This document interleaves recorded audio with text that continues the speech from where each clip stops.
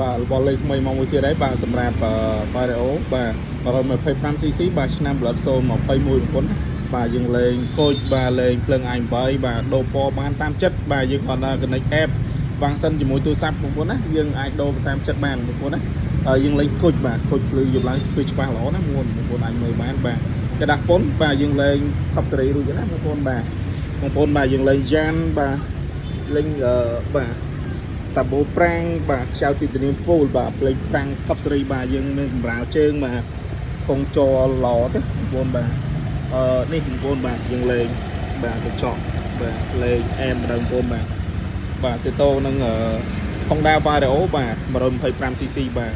ខាងក្រោយនេះក៏យើងលេងដែរបងប្អូនណាបាទយើងលេងអាចដូរពណ៌បានបងប្អូនបាទ stop បាទ Top Series បាទហើយទៅតោនឹងនេះបងប្អូនបាទក្របស៊ីម៉ាំងបាទយើងលេងបាទកងដៃ CNC បាទពិតស្អាតមែនទែនបងប្អូនបាទយើងនៅលេងនេះមួយទៀតទេបាទ